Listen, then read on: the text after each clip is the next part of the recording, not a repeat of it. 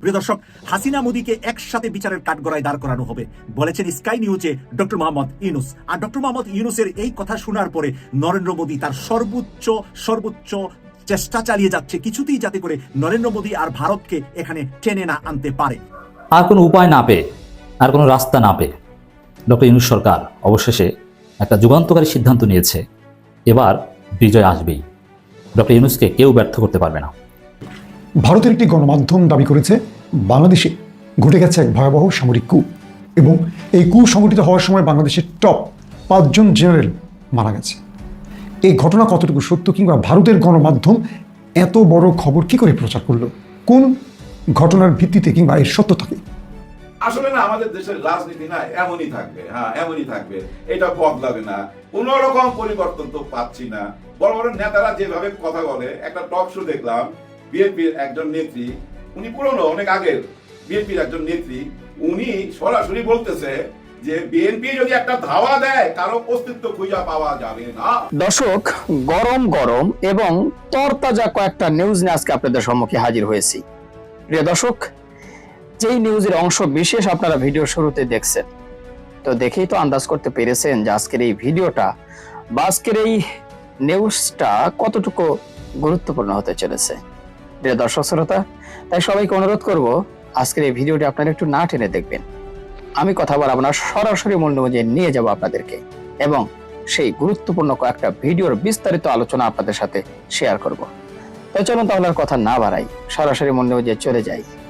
বাংলাদেশে ঘটে গেছে এক ভয়াবহ সামরিক কূপ এবং এই কূপ সংঘটিত হওয়ার সময় বাংলাদেশের টপ 5 জন জেনারেল মারা গেছে। এই ঘটনা কতটুকু সত্য, কিংবা ভারতের গণমাধ্যম এত বড় খবর কি করে প্রচার করলো, কোন ঘটনার ভিত্তিতে কিংবা এর সত্যতাকে?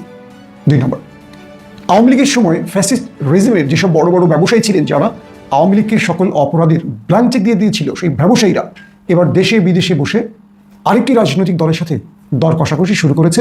আগামীতে তাদের ছত্রছায়ায় তারা আবার বাংলাদেশে লালিত পালিত হবে।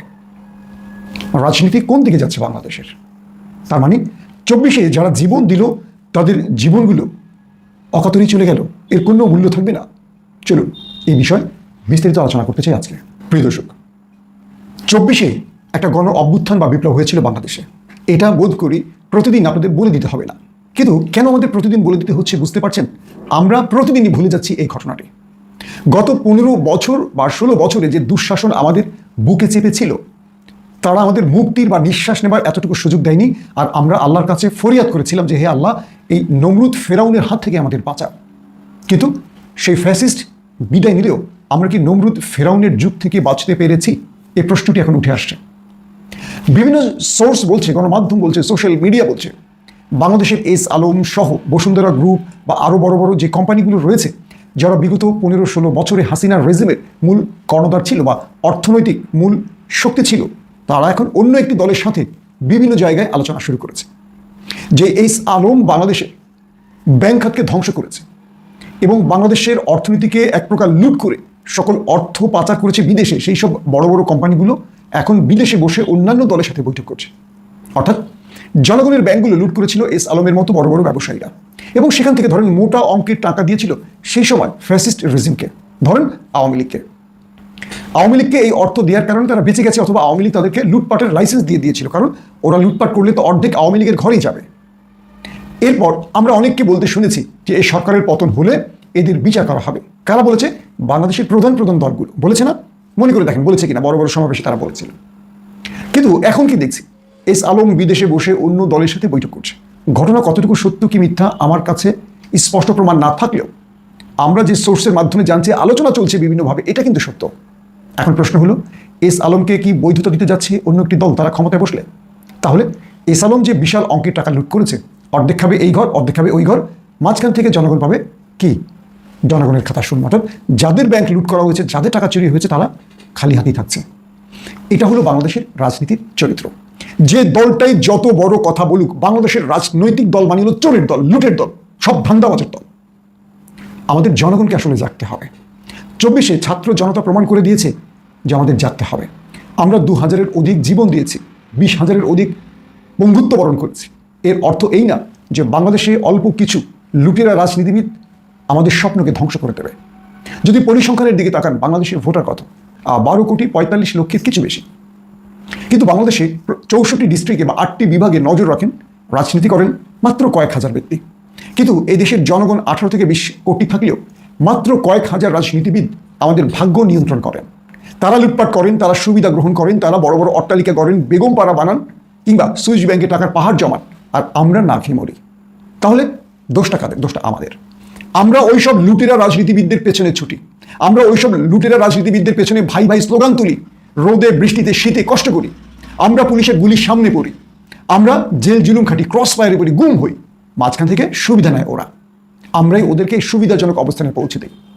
আমার এই ভিডিওটি সেই সব জনতার জন্য, সেই সব ব্যক্তির জন্য যারা নিজেরা নিজেদের পায়ে কুড়াল মারছেন। আমি আপনাদেরকে বলে দিচ্ছি, এস আলমের কিচ্ছু হবে না, বসুন্ধরা গ্রুপের কিচ্ছু হবে না, যমুনা গ্রুপের কিচ্ছু হবে না, হামিম গ্রুপের কিচ্ছু হবে না। যারা গত 15-16 বছরে লুটপাট করেছে, এরা যেই টাকা লুটপাট করেছে এর বড় একটি অংশ আওয়ামী লীগকে দিয়ে লাইসেন্স পেয়েছিল লুটপাটের, পরবর্তী যারা ক্ষমতায় আসবে তাদেরকে একটা বড় অংশে টাকা দিয়ে দেবে, বাস তাদেরকে আবারও ফ্রি হ্যান্ডেল লুটপাটের লাইসেন্স দেওয়া হবে। লিখে রাখেন এই কাগজে, আমি যে কথাটি বললাম, যার পক্ষে যাক আর বিপক্ষে যাক, লিখে রাখেন। গত 15টা বছর ব্যক্তিগতভাবে আমিও অনেক সাফার করেছি, এই দেশ ছেড়েছি, চাকরি ছেড়েছি, মানবেতর জীবনযাপন করেছি, কিন্তু আজকে এসে নিজেকেই অপরাধী মনে হচ্ছে। কারণ কাদের জন্য কথা বলেছিলাম, কাদের জন্য লড়াই করেছিলাম, কাদের জন্য দেশ ছেড়েছিলাম, কাদের জন্য পরিবার ছেড়েছিলাম বলেন আপনারা? কিন্তু এই রাষ্ট্র, এই সিস্টেম, এই লুটেরাদের দেখতে চাইনি আমরা। সেই লুটেরাই আবার বসে যাচ্ছে ক্ষমতার প্রাণকেন্দ্রে। কারা সেই লুটেরা? তাদেরকে চিহ্নিত করতে হবে। আমরা জাগবো, আমরা না জাগলে দেশ জাগবে না কখনো। আবারও বলছি, মাত্র কয়েক হাজার লুটেরা রাজনীতিবিদরা বা কয়েকশো লুটেরা আমাদের 18 থেকে 20 কোটি মানুষের স্বপ্ন কেড়ে নিতে পারে না। তাহলে দোষটা আমাদের, আমাদের জাগতে হবে, ওদের বিরুদ্ধে আমাদের না বলতে হবে। আমরা এমন কোনো দলের দাবিদারি করবো না, আমরা এমন কোনো দলের পক্ষে দাঁড়াবো না যে পক্ষ বা যেই দল আমাদের মাথায় কাঁঠাল ভেঙে খাবে, আমাদের টাকা লুট করবে, আবার দিন শেষে তারাই ওদের সাথে আপোষ করে চলবে। আবারও বলছি, ফ্যাসিস্ট রেজিমের সঙ্গে, হাসিনার দোসরদের সঙ্গে যাদের বন্ধুত্ব হবে তাদেরকে আমরা সরাসরি না বলে দেবো, সে যেই দলই হোক। এই মানসিকতা আমাদের তৈরি করতে হবে, নতুবা এই দেশের বা এই দেশের জনগণের মুক্তি মিলবে না। লিখে রাখেন। দর্শক, আসছি দ্বিতীয় প্রসঙ্গে। ভারতের একটি গণমাধ্যম দাবি করেছে বাংলাদেশে একটা ভয়াবহ সামরিক কূ সংঘটিত হয়েছে এবং এই সামরিক কূতে 5 জন টপ জেনারেল মারা গেছে। এবং এই ব্যাপারে আমরা যথেষ্ট তথ্য প্রমাণ নেওয়ার চেষ্টা করেছি, একদম মিথ্যে একটি খবর।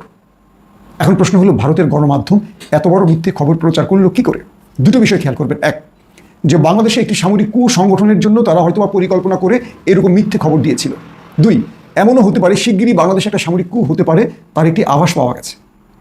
দুটো প্রশ্নের দুটো রকম ব্যাখ্যা। এক, বাংলাদেশকে নিয়ে এত বড় মিথ্যাচারের ভারতের গণমাধ্যমের কারণ কি?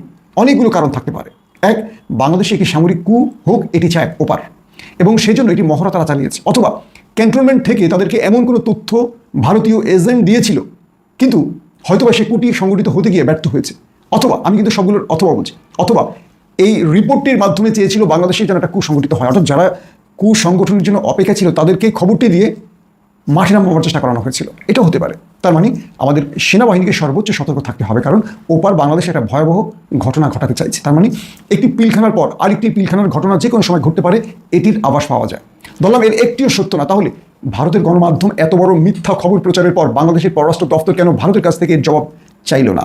এই ব্যাপারে ইউনূস সরকার বা আমাদের এই বর্তমান অন্তর্বর্তীকালীন সরকারের পররাষ্ট্র দপ্তরকে আমরা আহ্বান করছি, আপনারা ভারতের কাছ থেকে এর সদুত্তর আশা করেন, যে ভারত কেন বাংলাদেশকে নিয়ে একটার পর একটা মিথ্যাচার করছে, কেন এই গদি মিডিয়া এইভাবে বাংলাদেশকে নিয়ে মিথ্যাচার করে পৃথিবীর কাছে বাংলাদেশের ভাবমূর্তি নষ্ট করছে, কেন গদি মিডিয়া একটি দলের দালালি করতে গিয়ে বাংলাদেশকে এইভাবে বারবার একটা বড় ভয়ঙ্কর পরিবেশের মধ্যে ফেলতে চাইছে।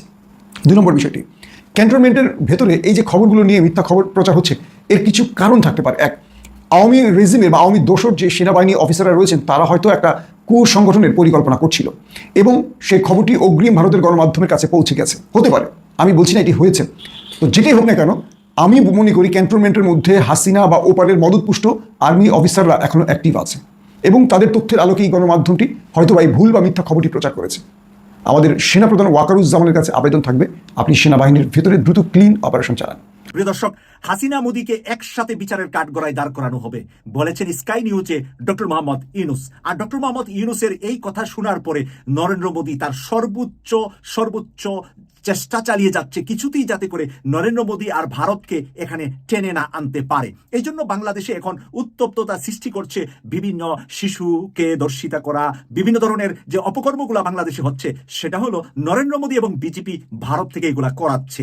এই কথাগুলা আজকে বলেছেন আমাদের সকলের প্রিয় ইউটিউবার ডক্টর পিনাকি ভট্টাচার্য তার চ্যানেলে। সেখান থেকে আমরা কিছু জিনিস আপনাদের সামনে উপস্থাপন করব এবং আমি এরই মাঝে মাঝে এটার বিশ্লেষণটাও করে যাব। আমি সর্বপ্রথমে স্কাই নিউজে কি সাক্ষাৎকারটা দিয়েছিলেন ডক্টর মোহাম্মদ ইউনূস সেই বিষয়টা আপনাদের সামনে তুলে ধরছি। তারপরে আমরা পিনাকি ভট্টাচার্যের বক্তব্য, ভারতের সেনাপ্রধানের বক্তব্য, অনেকগুলো বক্তব্য আজকে এই ভিডিওতে শেয়ার করব। Trial, there's no doubt about that because all the evidences are here. But she's not physically present in Bangladesh. So the question is, can we make her present in Bangladesh? That depends on India and also international law guiding all this system, how it works. So we'll be already asked India to hand over Hasina to Bangladesh to face the trial. So the question of trial is not if it will be happening in absentia or in her presence. It will be taking place, not only her, and all the people who are associated with her family members, her clans, her associates, and all the oligarchs, people who promoted her, supported her, made her the way she is. President sky নিউজে বলেছে যে হাসিনার বিরুদ্ধে মানবতা বিরোধী অপরাধের দায়ে বিচার হবে। শুধু হাসিনার বিরুদ্ধে না, তার আন্ডা, বাচ্চা, পোলা, মাইয়া, তার দোসর, দলের লোক, তাকে সাপোর্ট করা অলিগার্ক, মানে যে সমস্ত বড় লোকরা তাকে সাপোর্ট করছে সবার। যেটা প্রেসিডেন্ট বলে নাই কিন্তু হবে, তা হচ্ছে এই মামলা শুধু আন্তর্জাতিক অপরাধ ট্রাইব্যুনালে হবে না, এটা হবে আইসিসির ব্রাসেলসের কোর্টে। জাতিসংঘের রিপোর্টে বিশ্বাসযোগ্যভাবে প্রমাণ হয়েছে হাসিনার অপরাধ। এইটা জাতিসংঘের অফিসিয়াল ডকুমেন্ট। এখন আপনারা শুনেছেন হাসিনা নিজের মুখে হেলিকপ্টার থেকে প্রাণঘাতী অস্ত্র দিয়ে গুলি করার নির্দেশ দিচ্ছে। না শুনে থাকলে শুনেন, এই দেশে সাবটাইটেল দিয়ে দিয়ে নিছে। চিন্তা করে কথা বলি, ওইটাই তাদের আকাঙ্ক্ষা। বুঝতেছি, আমি বুঝতেছি, তো ওরা ওই পথে যাওয়ার জন্য ইয়ে করছে। দরকার নাই, ওটা দরকার নাই। আমি সেনাবাহিনীর সাথে কথা বলছি, ওরা রেডি থাকে, ঠিক আছে। এখন তো আমরা অন্য ইয়ে করতেছি, যখন ছবি দিচ্ছি আর হেলিকপ্টার মানে পাঁচ জায়গায় ছবি দেখে পাকড়াও করা যায় না রাতের মধ্যে?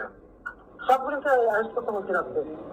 হ্যাঁ, পাকড়াও করলেন ওদের না, ওটা বলা হয়, ওটা র্যাব জিএফআই মানে সবাইকে বলা হয়েছে যে যেখান থেকে টিকা করবো বেড়ে ফেলে,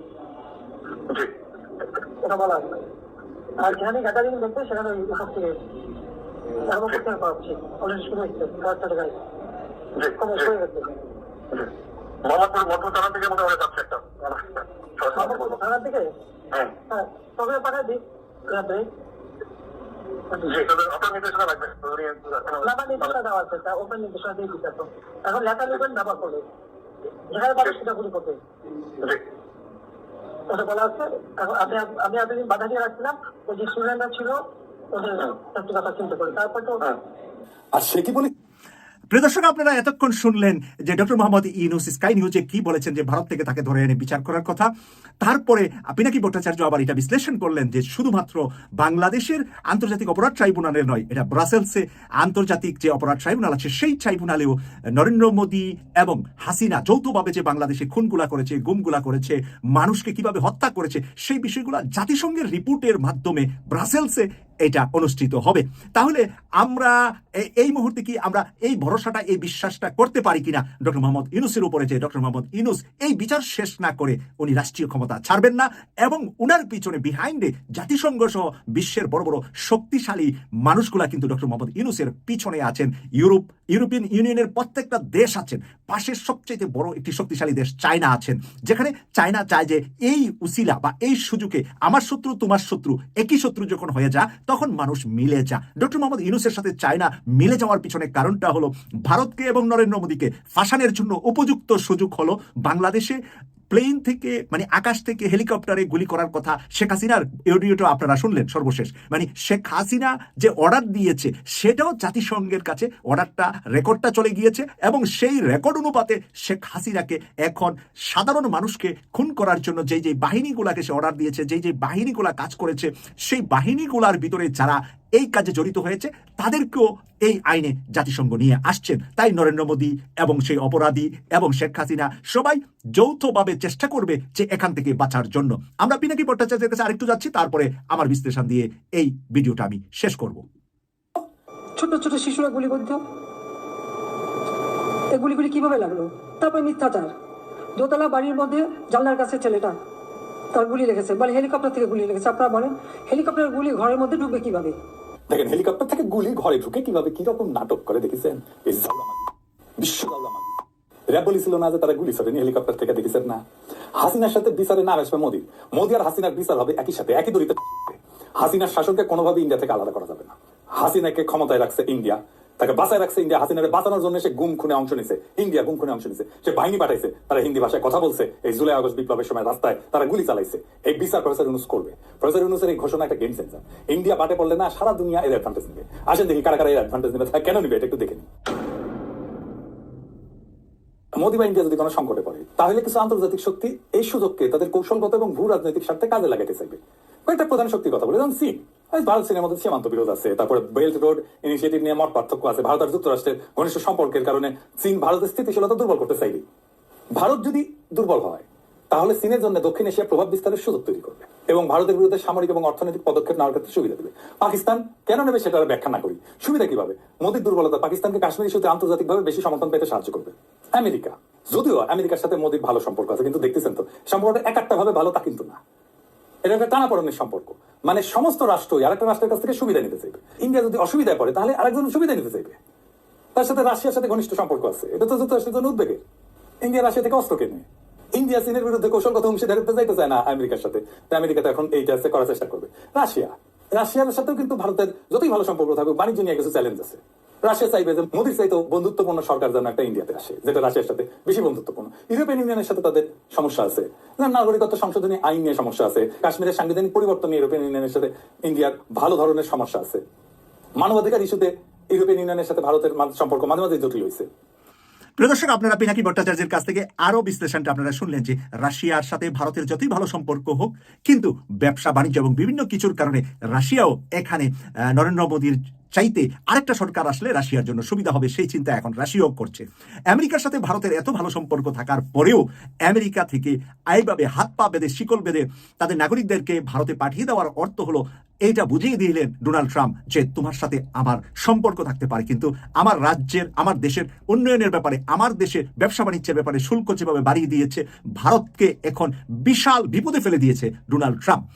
আর কোনো উপায় না পেয়ে, আর কোনো রাস্তা না পেয়ে ডক্টর ইউনূস সরকার অবশেষে একটা যুগান্তকারী সিদ্ধান্ত নিয়েছে, এবার বিজয় আসবেই। ডক্টর ইউনূসকে কেউ ব্যর্থ করতে পারবে না। দর্শক, ডক্টর ইউনূস সরকার বা ডক্টর ইউনূসের মতো যোগ্য ব্যক্তি, তার মতো হেভিওয়েট ব্যক্তি, তার মতো এমএস সম্পন্ন ব্যক্তি এটা বর্তমান পৃথিবীতে বিরল। তিনি আমাদের জন্য অ্যাসেট, কিন্তু প্রশাসনের সহযোগিতা পাচ্ছিল না, পুলিশ কাজ করতে পারছিল না। আপনি যতই যোগ্য হন, আইনশৃঙ্খলা পরিস্থিতি যদি ঠিক না থাকে, দ্রব্যমূল্য যদি ঠিক না থাকে, চাঁদাবাজি সন্ত্রাসী যদি থাকে, তাহলে তার কোনো দাম নেই। আগে মানুষের জীবনের নিরাপত্তা থাকতে হবে, স্বাধীনভাবে সুন্দরভাবে চলাফেরার অধিকার থাকতে হবে এবং দ্রুত বিচার পাওয়া, সহজ কথা থানা পুলিশ এগুলো অ্যাক্টিভ থাকতে হবে, নইলে সমাধান হয় না, নইলে সরকার প্রধান যতই যোগ্য কাজ হয় না। এখন পুলিশ যেহেতু হাসিনা পুলিশ ছিল এবং ম্যাজিস্ট্রেসি পাওয়ার নেই, আমাদের সেনাবাহিনী ঘুরছে, মশা মাসি মারছে, কিচ্ছু করতে পারছে না। সেনাবাহিনীও ডক্টর ইউনূসকে সহযোগিতা করছে না আইনশৃঙ্খলা পরিস্থিতি উন্নতির জন্য, চাঁদাবাজদের ধরার জন্য, সিন্ডিকেটদের ধরার জন্য। এবং হিজবুত তাহরির মিছিল করে, মিছিল শেষ হওয়ার পরে সেনাবাহিনী 2-3 জন যায়, যথাযথ সময় যায় না, নানান অভিযোগ আছে। এখন ডক্টর ইউনূস কিন্তু চলতে হবে, এই জায়গাটা সমাধান করতে পারলে। এখন এটা সহযোগিতা কেন সেনাবাহিনী, সরকার কিংবা বিএনপি এরা চায়, ভারত কিংবা বিএনপি এরা চায় ডক্টর ইউনূসকে ব্যর্থ করতে, এই কারণে কোঅপারেশনটা করছে না। কিন্তু ডক্টর ইউনূস সরকার এবার যে সিদ্ধান্ত নিয়েছে, সমস্যার সমাধান হয়ে যাবে। এবার থানা পুলিশ সক্রিয়ভাবে চলবে, যে কোনো অপরাধীকে ধরা হবে, জনবল সংকট থাকবে না, ইনস্ট্যান্ট অপারেশন চলবে, একটা সুন্দর পরিস্থিতি আসবে। চুরি, ছিনতাই, চাঁদাবাজি কোনো কিছু চলবে না, সব কিছুর বিরুদ্ধে কঠিন ব্যবস্থা আসবে। দর্শক, সিদ্ধান্ত হচ্ছে অক্সিলিয়ারি ফোর্স গঠন। পুলিশ অক্সিলিয়ারি ফোর্স গঠন করছে। অক্সিলিয়ারি ফোর্স এটা কি বা এটা আপনারা অনেকে জানেন না। আমি যদি একটু সিম্পলিফাই করি, যে পুলিশ তাদের সহযোগী মানে আনসার যে টাইপের, ওই টাইপের অনেক লোক নিয়োগ দেবে, তারা গ্রেপ্তার করতে পারবে, পুলিশের কাজ করতে পারবে, তারাও এক প্রকার পুলিশ। এমন পুলিশের এখন জনবল সংকট অথবা নিরপেক্ষতা নিয়েও প্রশ্ন, না এখন নতুন একেবারে নিরপেক্ষ লোক এই সরকার নিয়োগ দিবে, পুলিশ নিয়োগ দিবে, তারাও এক প্রকার পুলিশ। অতএব তারা নতুন উদ্যমে ডক্টর ইউনূস সরকারের পক্ষে কাজ করবে, সরকারের নির্দেশ বাস্তবায়ন করবে, যেহেতু তারা নতুনভাবে নিয়োগ করবে, তাদের মধ্যে একটা বিপ্লবী চেতনাও থাকবে। অতএব এটা একটা ঐতিহাসিক ঘটনা হিসেবে আমি দেখতে চাই। রাজধানী ঢাকার বিভিন্ন শপিং মল সহ আবাসিক এলাকার নিরাপত্তায় পুলিশ অন্যান্য আইনশৃঙ্খলা রক্ষাকারী বাহিনীর বাইরে বেসরকারি কর্মীদের অক্সিলিয়ারি ফোর্স হিসেবে নিয়োগ দেওয়ার সিদ্ধান্ত নেওয়া হয়েছে। সোমবার ঢাকা মেট্রোপলিটন পুলিশ বা ডিএমপির পক্ষ থেকে সংবাদ সম্মেলনে তথ্য জানানো হয়েছে। বেশ আগের খবর, সাম্প্রতিক বাংলাদেশ আইনশৃঙ্খলা পরিস্থিতির অবনতির পর এমন সিদ্ধান্ত নেওয়া হয়েছে। শনিবার সংবাদ সম্মেলনে ডিএমপি কমিশনার শেখ মোহাম্মদ সাজ্জাদ আলী বলেছেন, মেট্রোপলিটন পুলিশের আইন বলে অক্সিলারি পুলিশ ফোর্স নিয়োগের ক্ষমতা আমার আছে, আমি সেই মোতাবেক, এটা মূলত সরকারের পক্ষ থেকে তাকে বলা হয়েছে, তিনি দিচ্ছেন। এটা যে তিনি শুধু পুলিশ একেবারে ফুল স্বাধীনতা না, স্বরাষ্ট্র মন্ত্রণালয়ের অধীনে, এই জন্য এই ক্রেডিটটা বা এই সিদ্ধান্ত আমরা সরকারের সিদ্ধান্ত বলছি। আমি সেই মোতাবেক অক্সিলারি পুলিশ ফোর্স হিসাবে যারা প্রাইভেট নিরাপত্তার লোকেরা আছে ওনাদের নিয়োগ দিচ্ছি।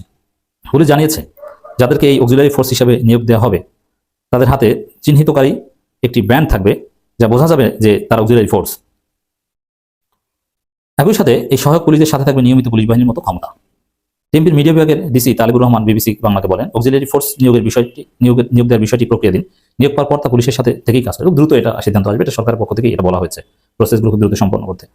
একা দায়িত্ব পালন করার সময় তারা পুলিশের মতো আটক কিংবা গ্রেপ্তার করতে পারবে বলেও জানান তিনি। এর মানে ওয়ান কাইন্ড অফ পুলিশ, যেটা আনসার বাহিনীও সাধারণত পারে না, কিন্তু পুলিশের এই অক্সিলারি ফোর্স পারবে, এটা জরুরি ছিল পুলিশের নিষ্ক্রিয়তার জন্য, এই পরিস্থিতিতে প্রয়োজনীয় এটা। ডিএমপির পক্ষ থেকে সহযোগী পুলিশ নিয়োগ দেওয়ার ঘোষণার পর এই ফোর্সকে কতখানি জবাবদিহিতায় রাখা যাবে সেটি নিয়ে প্রশ্ন দেখা যাচ্ছে। আর এক্ষেত্রে ক্ষমতা বা আইনের অপব্যবহার রোধে এই ফোর্স নিয়োগে যথাযথ যাচাই বাছাইয়ের পরামর্শ দিয়েছেন সাবেক পুলিশ কর্মকর্তারা।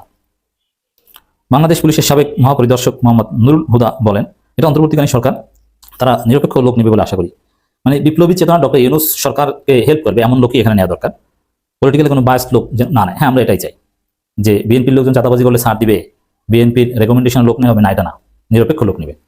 এর আগে বাংলাদেশ আনসার বাহিনীকে পুলিশের ক্ষমতা প্রদান করা হলেও সাম্প্রতিক সময় শৃঙ্খলা রক্ষায় এমন সহযোগী নিয়োগ দেওয়ার নজির নেই বলে উল্লেখ জানিয়েছেন সাবেক বর্তমান পুলিশ কর্মকর্তারা। দেখেন, এটা নজির না থাকলেও আইনে আছে, করা যায়। এখন একটা নজির তো সবকিছু থাকতে হয় না, এইবার একটা নজির তৈরি হয়েছে, এরকম পরিস্থিতিতে ভবিষ্যতে যদি আবার প্রয়োজন হয় তখন এটা করবে, এটা ফর দি টাইম, এটা স্থায়ী নয়। রোজা ঈদ উপলক্ষে রাজধানী ঢাকা আবাসিক এলাকা বিভিন্ন মার্কেটে এটা রাখা হবে।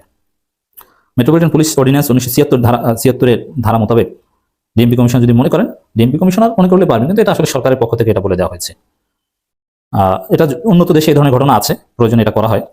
বাংলাদেশে নজির নিয়ে অন্য দেশে আছে, যুক্তরাজ্যে আছে, মাঝে মাঝে এটা এরকম হয়, ডিপ্লয় করা হয়। প্রিয় দর্শক শ্রোতা, আশা করি সবগুলো ভিডিওই দেখেছেন এবং সকল বিশ্লেষকের বিশ্লেষণগুলো মনোযোগ সহকারে শুনেছেন। তো অবশ্যই আপনাদের মূল্যবান মতামতটা জানিয়ে দিন।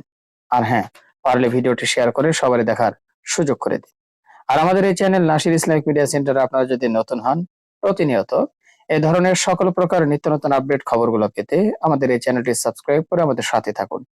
ইতিমধ্যে যারা অলরেডি সাবস্ক্রাইব করে দিয়েছেন সবাইকে অসংখ্য ধন্যবাদ জানিয়ে ভিডিওটি এখানে শেষ করছি। সে পর্যন্ত সবাই ভালো থাকবেন, সুস্থ থাকবেন। আল্লাহ হাফেজ।